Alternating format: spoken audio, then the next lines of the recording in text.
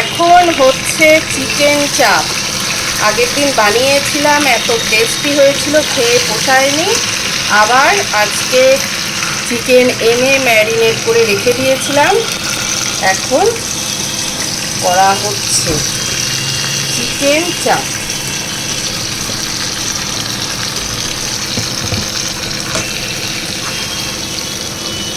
খুব সহজ প্রসেসে চিকেন চাপের রেসিপি কে কে চাও?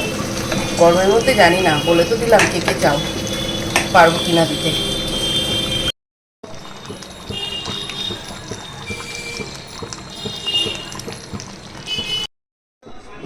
কালকে করেছিলাম বিরিয়ানি রাইস, মানে এত টেস্টি হয়েছিল খেতে, কি বলবো। এটা কি বলতো, এটা বরফ দিয়ে গরম করেছিলাম।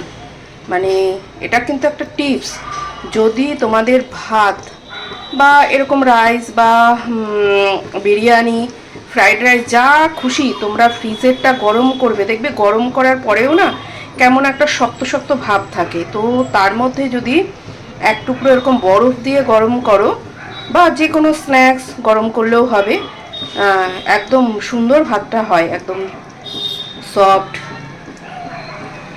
জুসি, কোনো রকম শক্ত ভাব লাগবে না। তো যাই হোক, এইটা করেছিলাম একটা বিরিয়ানি রাইস। এটা কিন্তু খেতে একদম বিরিয়ানির মতন লাগবে। এর মধ্যে তোমরা আলু দিলে আলু বিরিয়ানি, আলু ডিম দিলে আলু ডিম বিরিয়ানি হয়ে যাবে, বা চিকেন মটন মিশিয়ে দিলে সেই রকম হয়ে যাবে। তো ভীষণ ইজি রেসিপি, কালকে করেছিলাম এটা, এইটুকুনি রয়ে গেছে।